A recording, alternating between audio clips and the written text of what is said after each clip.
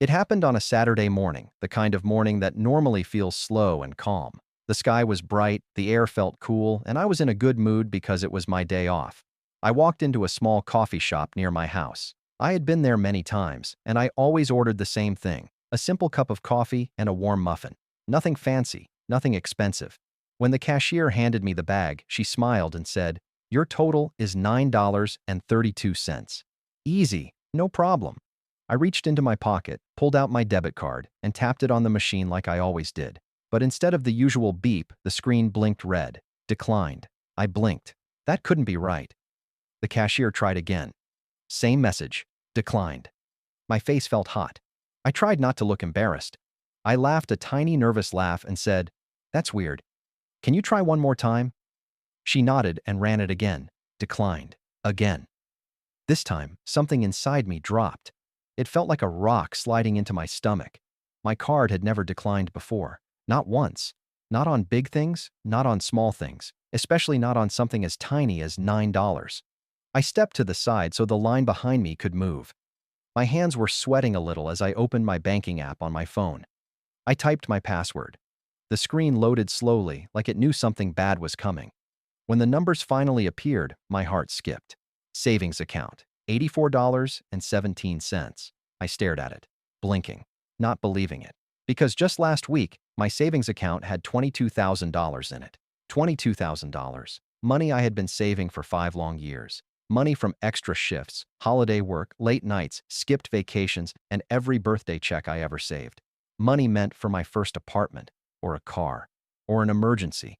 And now, the number looked like a joke. $84.17. My chest tightened until it felt hard to breathe. My hands began to shake. The world around me, the smell of coffee, the hum of people talking, faded into the background like everything was underwater. Someone had drained my entire savings account.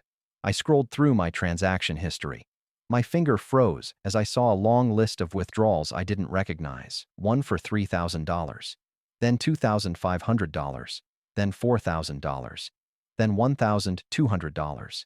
Then $7,800. All gone, all taken, all disappearing in chunks like someone scooping out pieces of my life. Some withdrawals were labeled "transfer to linked account." Linked to who? I only had one account, my own. As I kept scrolling, more charges appeared: dress shops, bakery deposits, venue reservations, florist charges, bridal stores, travel bookings, even a charge labeled Golden Oaks Reception Hall. My brain felt like it stopped working correctly. Why would my money go to wedding places? Then, slowly, a name slipped into my mind. A name I didn't want to think of. A name that made my stomach twist even more. My sister. My older sister, Emily. The one planning the biggest wedding our family had ever seen. The one who wanted horses, fireworks, 6 bridesmaids, and a diamond tiara. The one who always said, weddings should be magical, no matter the cost. But magical for who? Because right now, I was standing in a coffee shop, unable to buy a muffin while someone else, someone I loved, had emptied my entire future. I closed my eyes and took a shaky breath. This wasn't a mistake. This wasn't an accident. This wasn't the bank messing up. Someone had taken 5 years of my savings, and I was about to find out exactly who. My younger sister Brianna had always been the princess of our family. Everyone said it. Everyone believed it. And honestly, everyone treated her like she was made of gold. If she walked into a room, people smiled. If she asked for something, people hurried to get it. If she made a mistake, people found excuses for her.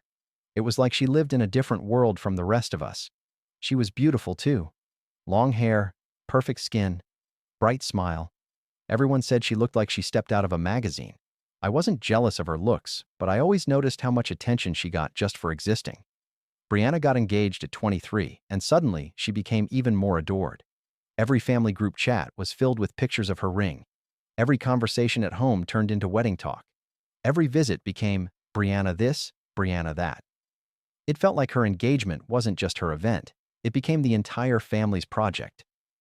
Mom was the biggest fan of all. She repeated the same line almost every day. "Bree deserves the best. Caleb will understand." Caleb was her fiancé, a nice guy, yes. But I always wondered what he needed to understand. Mom said it in the grocery store. "Bree deserves the best cake. Caleb will understand." She said it at dinner. "Bree deserves a special dress. Caleb will understand." She said it while planning the engagement party. Bree deserves her dream night. Caleb will understand. But deep down, I understood something else. In our family, Bree deserves the best meant everyone else had to give things up.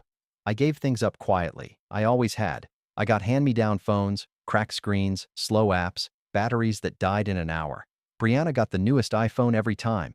She even got a professional photo shoot every birthday, while I didn't even get a party. When I needed school shoes, Mom said, "We'll get them later." When Brianna wanted a new dress for a friend's birthday, Mom said, "Let's go now." When I wanted to save money, Mom said, "Don't worry, someday you'll spoil yourself." But when Brianna saved money, Mom added money to her account because a young woman needs options.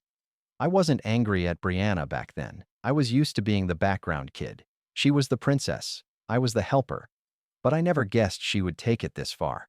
I never thought she'd deserve my life savings too. Thinking back, there were signs, little things I didn't see clearly at the time. Brianna once asked, "How much have you saved now?" with this curious little smile. I didn't tell her the exact amount, but Mom overheard and said, "He's good with money. He always has extra." Brianna also asked once, "Do you keep your debit card in your wallet or your room?" I just laughed and said, "Why?" She shrugged. Now that question doesn't feel funny anymore.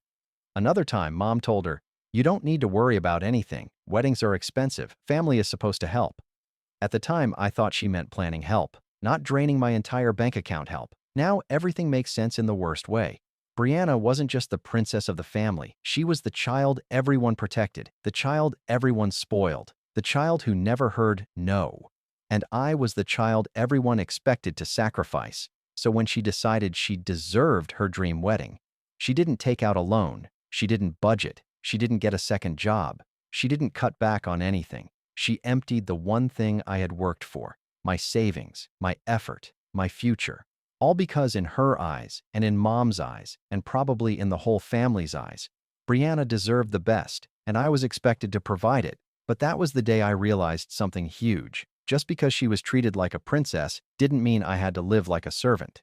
After seeing my savings account drained to almost nothing, I didn't stop to think. I didn't sit down. I didn't breathe. I marched straight out of the coffee shop, threw the cold muffin in the trash, and drove to the bank as fast as I could. My hands were shaking the entire time. My head felt hot, and my heart felt like it was pounding right against my ribs. When I walked into the bank, the building felt too bright, too clean, too quiet.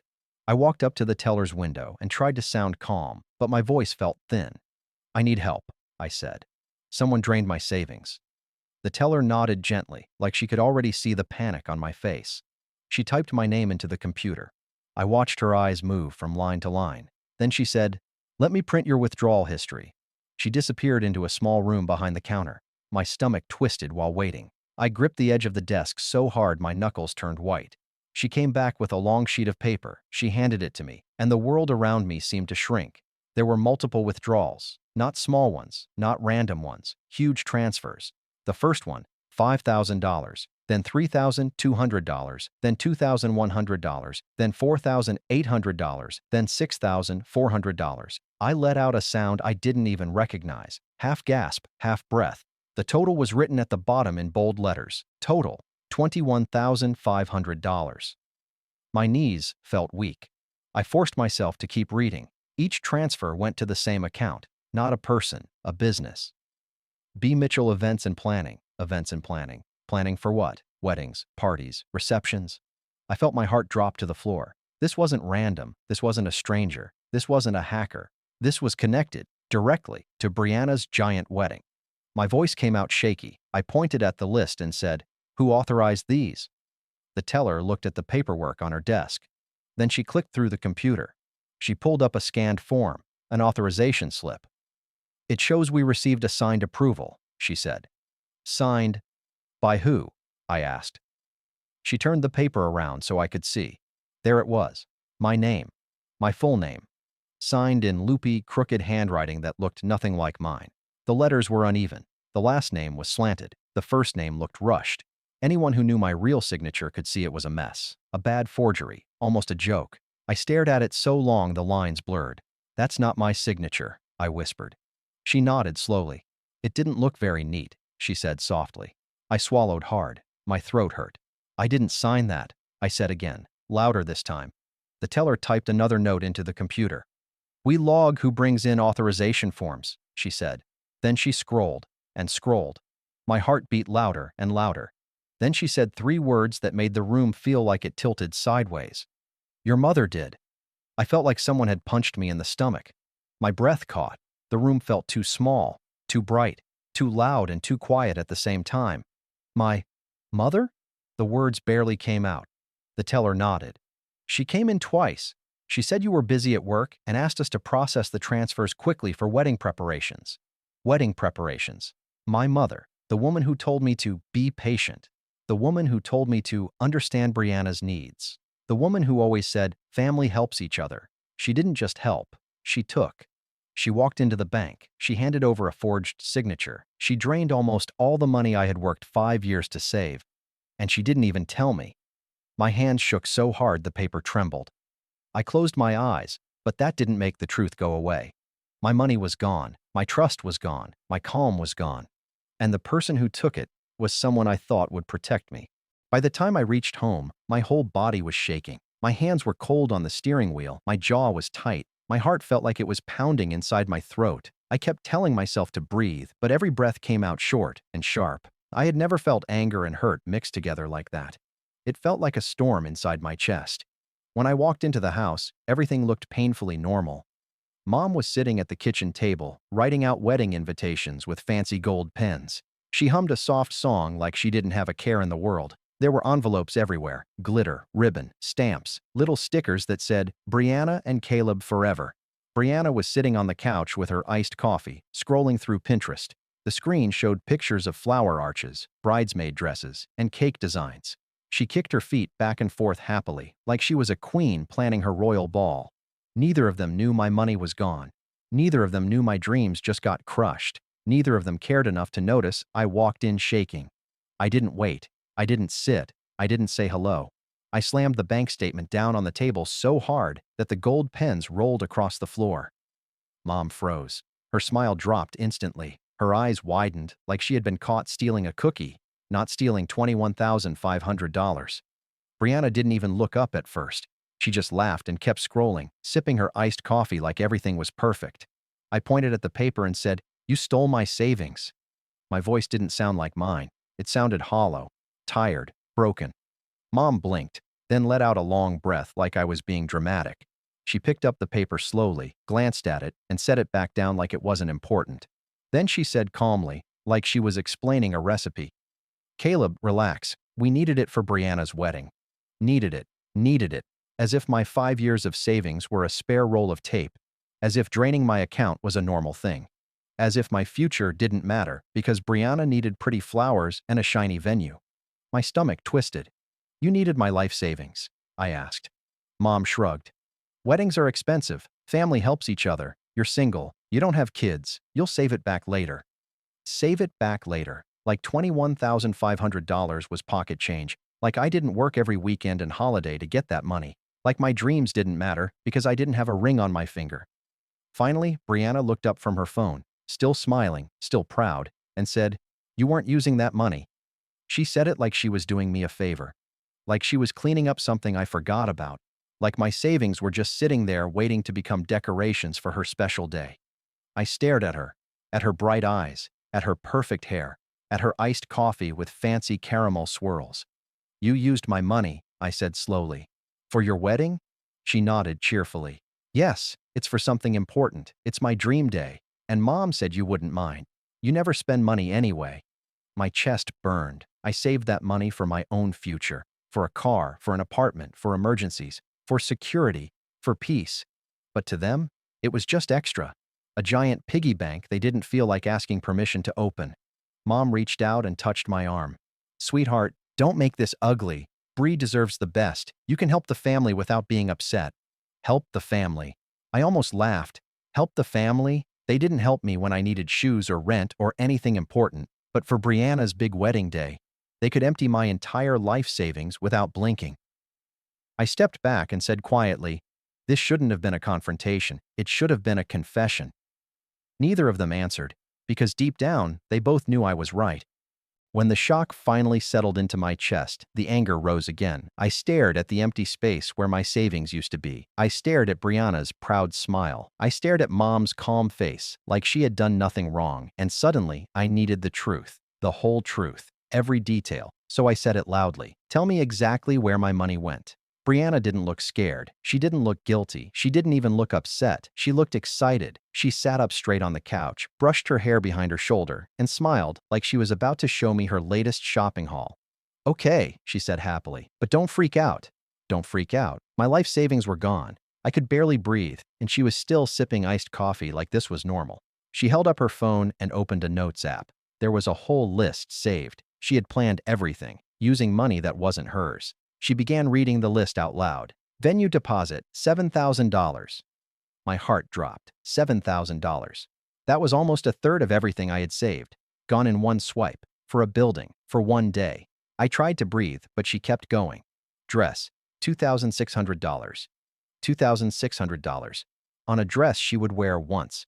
Meanwhile, I wore the same work boots for 3 years. She didn't pause. Not once. Engagement party, $1,800. I didn't even get invited to the planning of that party, and I definitely didn't eat $1,800 worth of snacks. She went on. Photographer, $3,400. $3,400. So she could have perfect pictures, perfect smiles, perfect memories, while she erased mine. My head started spinning, but she wasn't done. Caterer prepayment, $4,500. $4,500. On food. Food for people who didn't know it was bought with stolen savings. I opened my mouth to speak, but the words didn't come. She kept reading, flipping to the next page in her notes like this was fun. Bridesmaid robes, $450. I blinked. Robes? For bridesmaids? Almost $500? For robes? I felt something inside me crumble. Still, she continued. Surprise vacation for Caleb, $1,700. I felt sick. She used my money to buy her fiancé, a man who wasn't even part of our family yet, a vacation. I pressed my fingers against my forehead. It felt like the room was tilting. My chest felt tight. My eyes stung. Brianna, I whispered, you used my entire future. For your party. She frowned like I was being dramatic. It's not a party, Caleb. It's a wedding. The biggest day of my life. I stared at her, at the notes, at the numbers, at the way she didn't look sorry. Do you hear yourself? I said softly. That money was for my future, for my apartment, for emergencies, for a life I'm trying to build. Brianna shrugged. Actually shrugged. You'll make more money, she said. You always work. You'll be fine. But a girl only gets married once. This is important. Important. Important enough to steal? Important enough to wipe out 5 years of hard work? Important enough to leave me with nothing? Mom placed a hand on her shoulder and smiled. You see, she didn't waste it. She used it for something beautiful. Something beautiful. I almost laughed, not because it was funny, but because it hurt so much. My dreams were gone. My safety net was gone. My savings were gone. And to them, it was beautiful. I looked at the list one more time. The numbers, the totals, the tiny notes Brianna wrote about must-haves and dream details, and my stomach twisted again. She didn't just use my money. She used my entire future to decorate her wedding. For a moment, after Brianna finished listing every dollar she stole from me, the room stayed completely silent.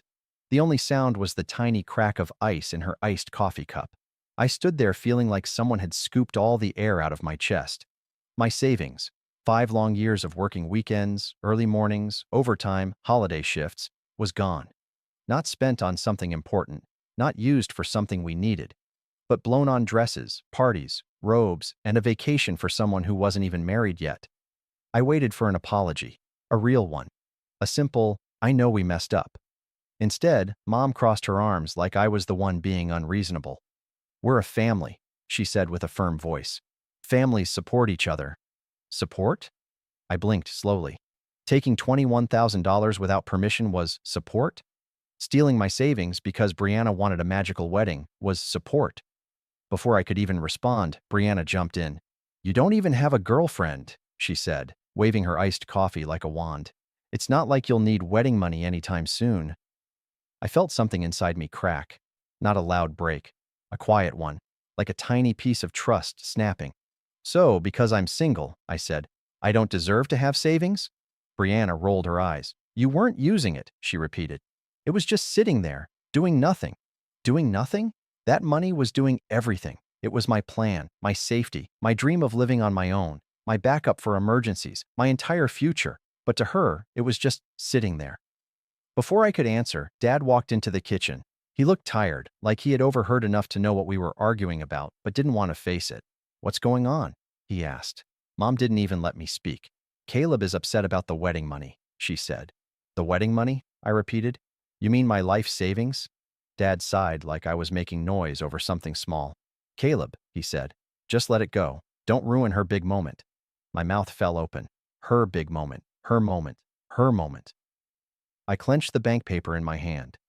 Dad, I said slowly, you all erased years of my work for a single day of hers. Dad shrugged. It's her wedding. It's important. I stared at him, waiting for a punchline. But he meant it. They all meant it. To them, Brianna's one day, one party, one ceremony, one event was worth more than 5 years of my effort, more than my dreams, more than my future, more than what I had built quietly and patiently all this time. I took a step back, looking at each of them. Mom, with her crossed arms and stubborn stare. Brianna, sipping cold coffee like she was the queen of the universe. Dad, acting like I was the rude one for wanting my own money. You're serious, I whispered. All of you are actually serious. Mom nodded. She deserves the best. I felt my heart drop to my stomach. And I don't? Nobody answered. Not one person said yes. Not one person said, you deserve something too. Not one person tried to give back even $1. In that moment, I understood everything. To them, I wasn't the child who saved responsibly. I wasn't the person building a future. I wasn't someone they believed in. I was the spare account, the backup wallet, the emergency fund they didn't have to ask permission to touch. Don't ruin her big moment, Dad repeated. I laughed, a cold, tired laugh. Her big moment ruined my life, I said quietly. But they didn't care. They never had. And now I finally saw the truth they'd been hiding behind smiles, wedding plans, and fancy invitations. In our family, Brianna's happiness wasn't just important. It was more important than my entire future. There is a moment in every life where something inside you finally breaks. Not in a small way, not in a quiet way, but in a way that makes you realize you can't stay silent anymore. That moment hit me like a punch to the chest. I stood in the middle of the kitchen, surrounded by wedding decorations, surrounded by excuses, surrounded by people who didn't care about what they had taken from me. I heard my own voice before I even decided to speak. I'm calling the bank, I said. I'm reporting fraud. Everything stopped. Mom's eyes widened. Dad stiffened. Brianna dropped her iced coffee onto the table, spilling caramel swirls across the wedding planner notebook. Then Mom exploded. How dare you? She screamed. Her face turned red. Her voice cracked. You ungrateful child. We raised you. Raised me. Raised me into what? A walking ATM? Dad added his own shout, pointing at me like I had done something unforgivable. You're selfish, Caleb. Completely selfish. Selfish. Me. The person who saved money quietly for years. The person who didn't ask for anything. The person who got hand-me-down everything while Brianna got brand new everything. Brianna jumped up, tears pinching the corners of her eyes. You're ruining my wedding, she yelled, like I had committed some crime against her fairy tale life. Like I was the problem, not the person who drained $21,500 without blinking. The room spun. Their voices hit me from all sides, angry, loud, blaming. The irony felt almost sharp enough to cut me. They stole my future, and I was the one ruining something. I didn't answer them. I didn't argue. I didn't yell. I pulled my phone out of my pocket and started dialing the bank's fraud department. That's when everything got worse. Mom lunged at me and slapped the phone right out of my hand. It hit the floor and bounced under the kitchen chair. You will not betray this family, she shouted. Dad stepped forward and grabbed my arm, hard. His fingers dug into my skin. He leaned in close and growled, You will not embarrass us over money. Money? Money? This wasn't about money. This was about trust, about respect, about being used. Brianna started crying loudly, big dramatic sobs, like she was the star of a sad movie. She's ruining my wedding, she wailed. She's trying to destroy my happiness. I stared at her, stunned. She acted like she was the victim, like I attacked her. all while my bank account sat at $84.17. My heartbeat pounded in my ears. I pulled my arm away from Dad and took a deep breath. For the first time, I really looked at them, not as my family, but as people. Mom wasn't sorry, Dad wasn't sorry, Brianna wasn't sorry. None of them felt even a little guilt for stealing from me. This wasn't a misunderstanding. This wasn't a small mistake. This wasn't a slip-up. This was entitlement. Plain, loud, ugly entitlement. They believed my savings belonged to them. They believed my future belonged to them. They believed my hard work was something they had the right to use. They believed Brianna's wedding mattered more than my entire life. And in that moment, with my phone on the floor, Mom screaming, Dad gripping me, Brianna crying her perfect makeup into streaks, I felt something shift inside me. I finally saw what I had been blind to for years. They never respected me. They never valued me. They never saw me as an equal. They saw me as a resource, not a son, not a brother, not a person, just someone to take from. And once I saw that truth, I knew what I needed to do next. Even if they screamed, even if they cried, even if they tried to stop me, I was done letting them decide what I owed. They didn't deserve one more cent, and they definitely didn't deserve my silence. That night, I didn't sleep, not even for a minute. My body felt exhausted, but my mind was wide awake, buzzing, spinning, replaying every cruel thing my family said. Every time I closed my eyes, I saw Brianna's smug smile. I heard Mom shouting how I owed them.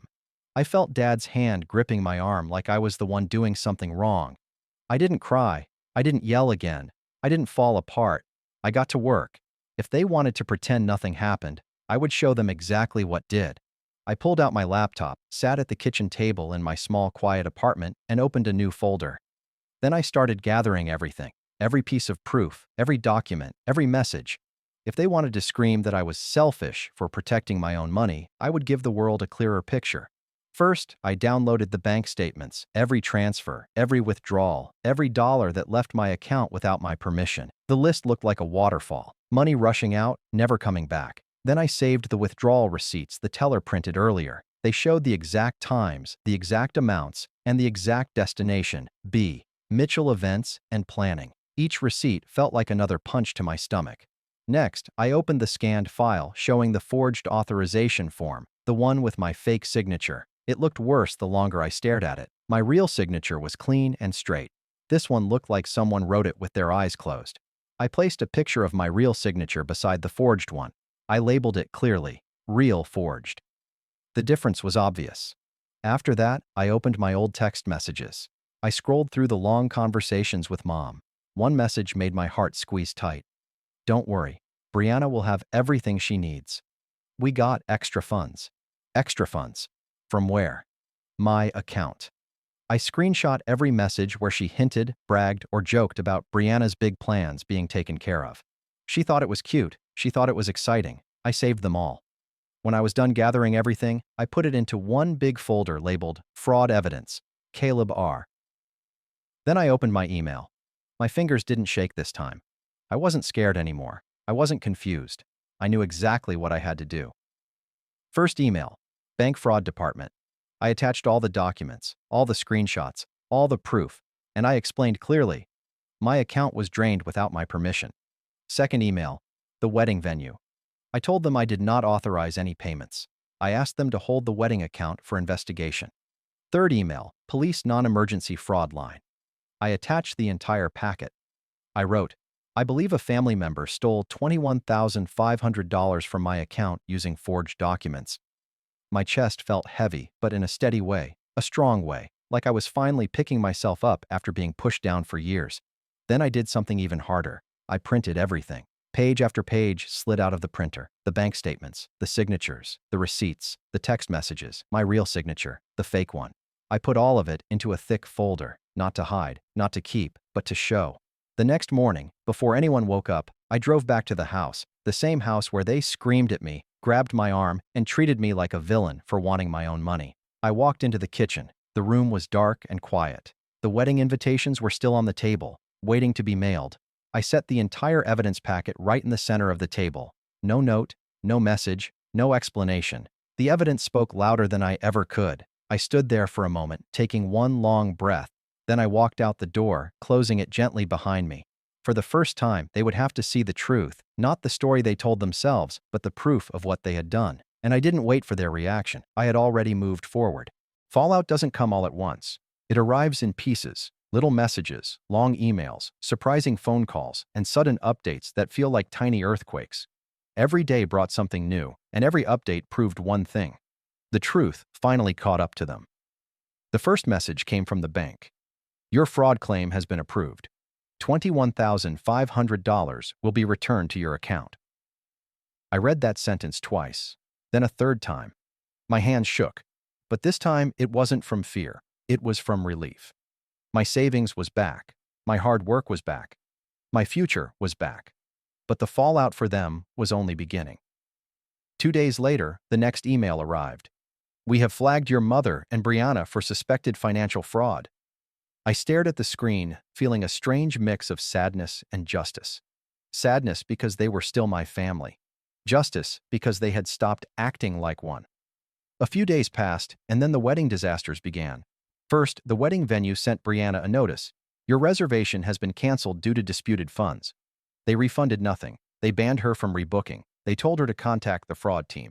Then the caterer pulled out. They sent a short message. We cannot continue services for the Mitchell wedding due to payment issues.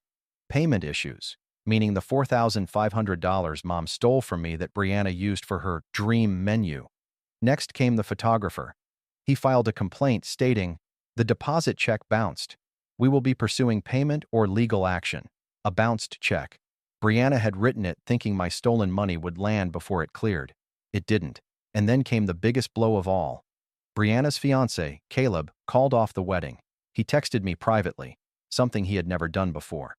I'm sorry for what your family did to you. I can't marry into this. I felt a strange silence inside myself. This wasn't what I wanted. I didn't want her heart broken. I didn't want her plans destroyed, but I also hadn't destroyed anything. I had only told the truth. That evening my phone buzzed again. It was Mom, a long voicemail. Her voice shook the whole time, loud and messy, like she was crying so hard she could barely breathe. Caleb, you destroyed her life. You ruined everything. She has nothing now. Nothing. How could you do this to your own sister? I held the phone in my hand for a long moment. My room felt quiet. My heart felt heavy, but not guilty. I didn't cause this. I just stopped them from hurting me. I opened a text message and typed slowly. No, you destroyed mine when you stole my future. I hit send. And then I put my phone down and let the silence fill the room. Because this time, the silence didn't hurt me. It protected me. While their world was falling apart, venues canceled, vendors gone, checks bouncing, engagement broken, my world was finally being rebuilt. For years, I was the background person, the quiet saver, the helper, the one who gave things up because Brianna deserves the best. But the truth was simple. Brianna deserved a nice wedding. She never deserved my entire life. Mom deserved respect. She never deserved access to my bank account. Dad deserved honesty. He never deserved to call me selfish after stealing from me. And I, for the first time ever, deserved to protect myself. The fallout wasn't pretty, but it was fair. Because these weren't accidents. These weren't mistakes. These weren't small, harmless choices. They were decisions. Decisions to take. Decisions to lie. Decisions to steal. Decisions to treat me like a wallet, not a son. And when the consequences finally arrived, they didn't arrive for me. They arrived for the people who earned them.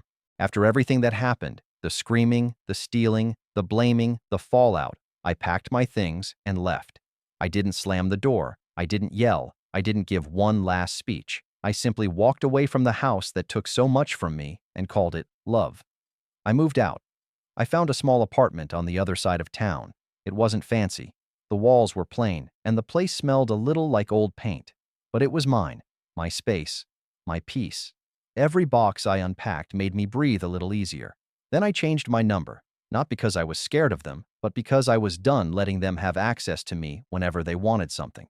My phone felt lighter after that, like it finally belonged to me again. Next, I blocked Brianna everywhere. Phone, social media, email, everything. Not out of meanness, not out of revenge, but because I couldn't heal if her voice kept breaking into my life, telling me I ruined her world, when the truth was she had no problem ruining mine. For a few days, Things were quiet. Then, Mom broke the silence. She sent one last text, one last attempt to twist the story, one last chance for me to fall back into my old role, the one where I apologized for things I didn't do. Her message said, "We can fix this if you apologize." I stared at those words for a long time. Apologize? For what? For getting my stolen savings back? For reporting a crime? For refusing to be the family piggy bank? For drawing a line they never wanted to see? Apologize? For protecting myself? No. I didn't respond. I didn't argue. I didn't explain. Some people don't want the truth. They want control.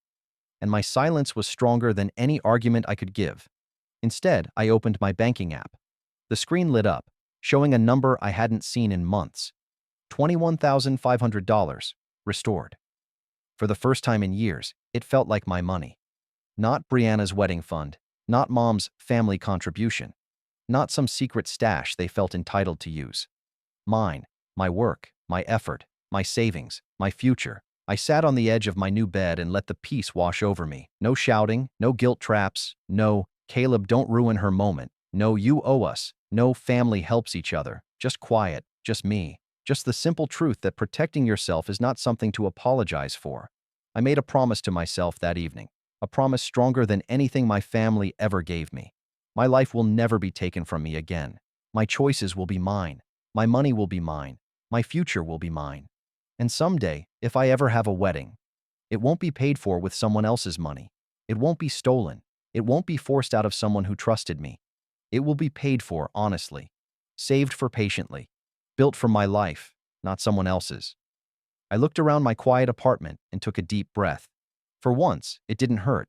For once, I didn't feel second best. For once, I didn't feel like the leftover child. For once, I felt like someone who finally stood up for himself. And I knew, without a single doubt, this ending is mine, and I won't apologize for it.